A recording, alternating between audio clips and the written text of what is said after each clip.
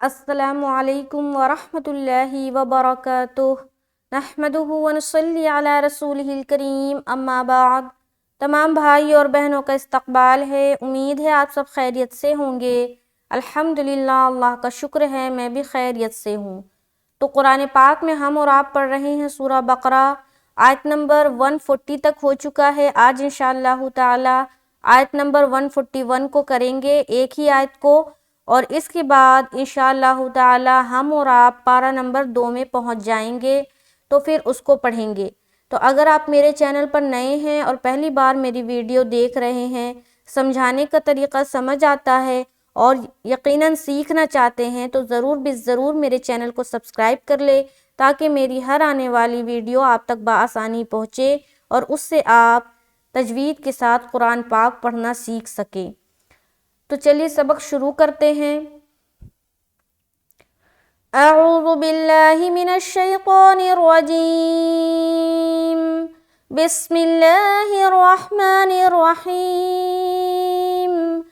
تلک امۃ قد خلت لها ما كسبت ولكم ما كسبتم ولا تسألون عما كانوا يعملون۔ تو یہ تقریباً 2 لائن کا ہے، تو اسی کو ہم کریں گے تفصیلی طور پر۔ سب سے پہلے اوپر آ جائیں، تل کا، تا لام زیر، تل کاف زبر کا، بالکل سمپل، تا کو لام سے ملا دیا کیونکہ لام کے اوپر علامت بنی ہوئی ہے، تو اس کو ہم ملائیں گے پیچھے والے حرف سے، تل کا۔ اس کے بعد امّا، امّا، میم کے اوپر شد ہے تو میم مشدد کا غنہ کریں گے، امّا۔ اس کے بعد تا دو پیش تن، یہاں پر 2 پیش کی تنوین ہے، اس کے بعد حرف قاف آ رہا ہے، تو یہاں پر ہم کیا کریں گے؟ اخفا کریں گے، جیسے کہ امّتun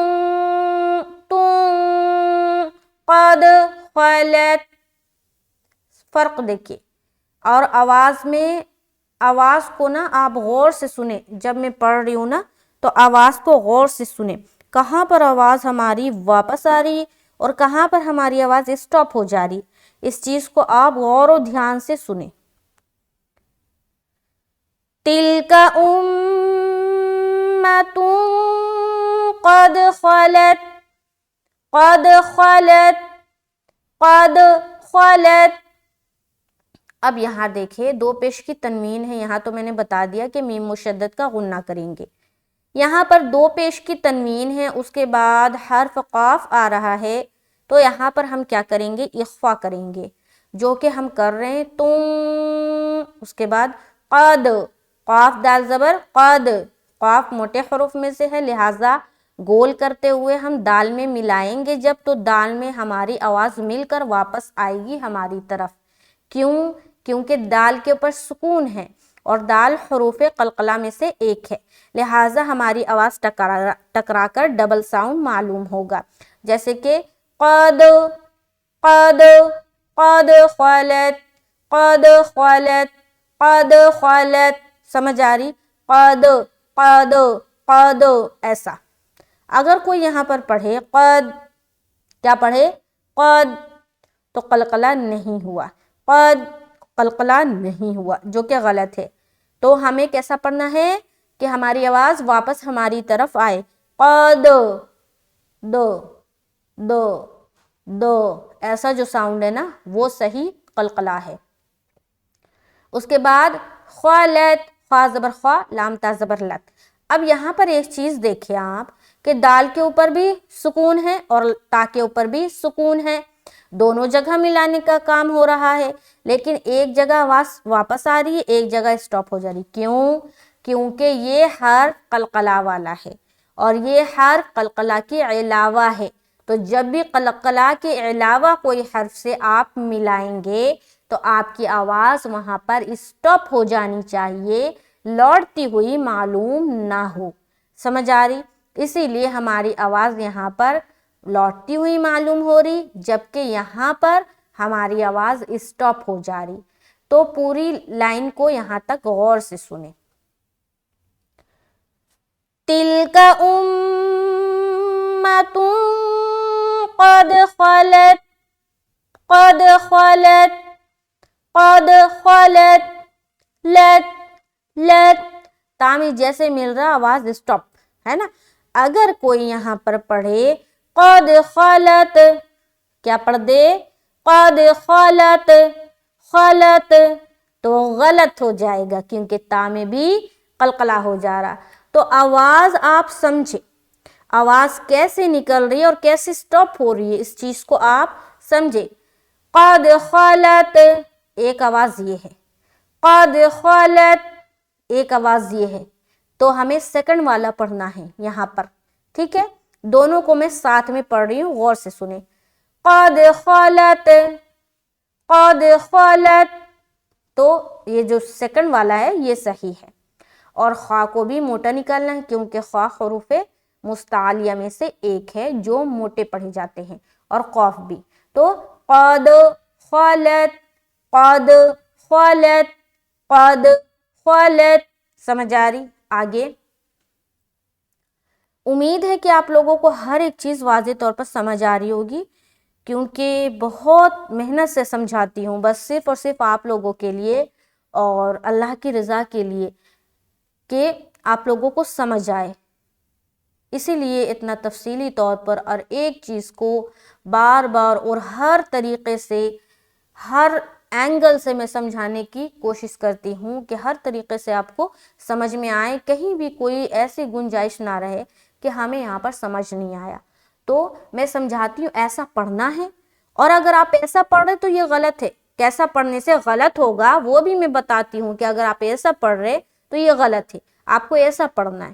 تو یہ چیزیں پورے ڈیٹیل سے میں بتانے کی کوشش کرتی ہوں بس میرے لیے دعا کر دیں آپ لوگ. آگے لہا لام زبر لا ہا الف زبر ہا. ہا میں ہم کیا کریں گے الف مدہ الف خالی اور اس سے پہلے زبر. لہا ما کسبت یہاں پر بھی تا میں اسی بات کا خیال رکھنا ہے. تو یہاں پر ہا میں بھی الف مدہ اور ما میں بھی الف مدہ. کسبت کسبت بالکل سمبر کسبت سا میں سیٹی کی آواز ظاہر ہوگی. آگے وَلَكُمْ مَا كَسَبْتُمْ. اب یہاں پر دیکھیے ایک چیز کا خیال رکھے واو زبر وا لام زبر لا والا کاف میم پیش کم. اب یہاں پر دیکھیے میم ساکین ہے میم ساکین ہے نا اور میم ساکین کے بعد دوسری میم آ گئی. تو میم ساکین کے بعد اگر دوسری میم آ جائے تو اس میم کو اس میم سے ملا کر غنہ کے ساتھ پڑھا جاتا ہے جسے کہتے ہیں ادغام شفوی کا قاعدہ. کیا کہتے ہیں ادغام شفوی کا قاعدہ. تو یہ میم ساکین کے جو قاعدے ہیں نا وہ بھی الگ الگ ہے. میم ساکین کے 3 قاعدے ہیں. پہلا ہے ادغام شفوی دوسرا ہے اخفاء شفوی اور تیسرا ہے اظہار شفوی. تو ان تینوں یہ جو قاعدہ ہوگا نا یہ میم ساکن کے قاعدے ہیں اسی لیے یہ میم ساکن کے بعد ہوتا ہے. جیسے یہاں پر آپ دیکھ رہے میم ساکن ہے میم ساکن کے بعد ہو رہا قاعدہ.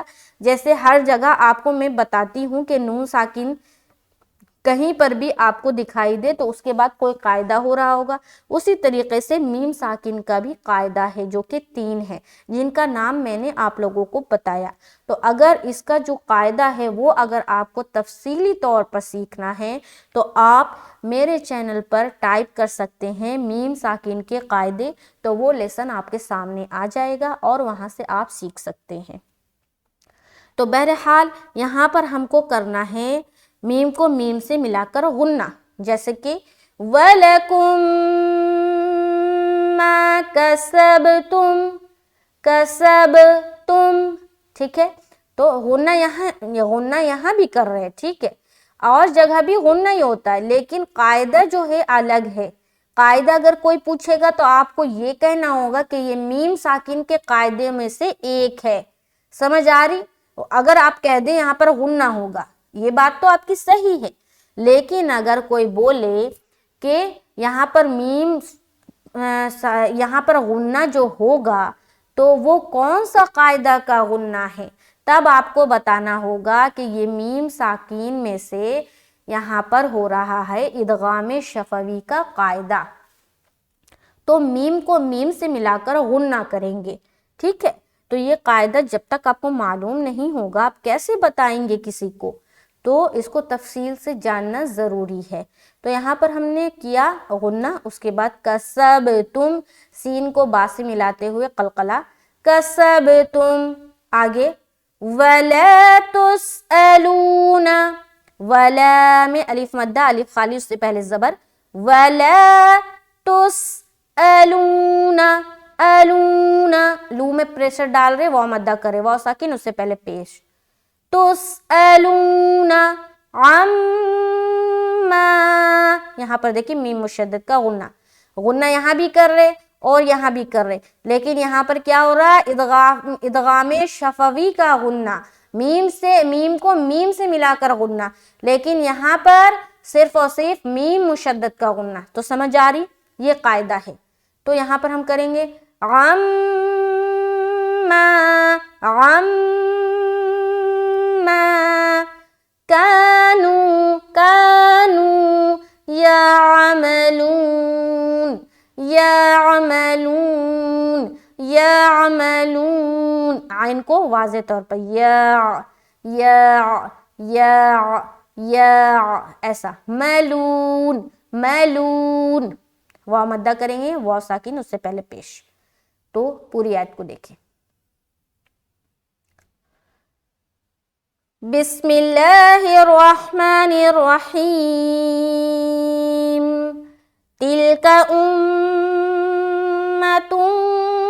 قد خلت لها ما كسبت ولكم ما كسبتم ولا تسألون عما كانوا يعملون۔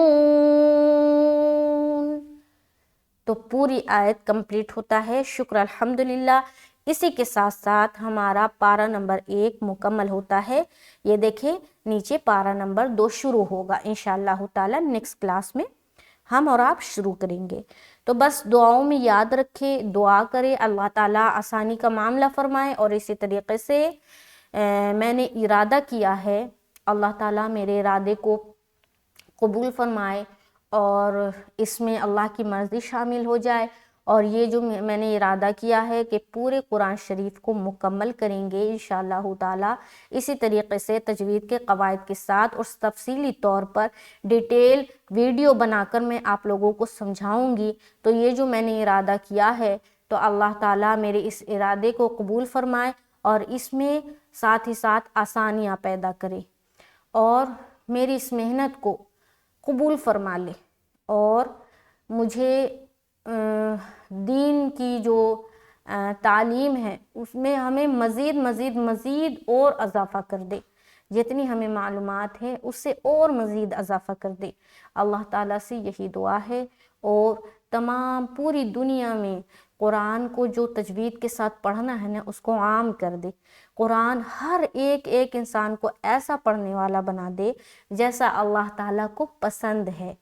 تو بس اللہ تعالیٰ سے دعا کرے، اور سبوں کے لیے دعا کرے، پوری امت کے لیے دعا کرے کہ اللہ تعالیٰ سب کے ساتھ خیر کا معاملہ فرمائے، اور سب کو دین اور دنیا کی سمجھ عطا فرمائے، اچھے اور برے کی سمجھ عطا فرمائے، حرام اور حلال کی سمجھ عطا فرمائے، اور والدین کی عزت، بڑوں کی رسپیکٹ، اور بچوں کے ساتھ شفقت، اور گھر میں جو ہیلپرز ہوتے ہیں ان کے ساتھ شفقت و محبت کا معاملہ کریں، بڑوں کی عزت کریں، ماں باپ کا نافرمان نہ بنیں، فرما بردار بنیں۔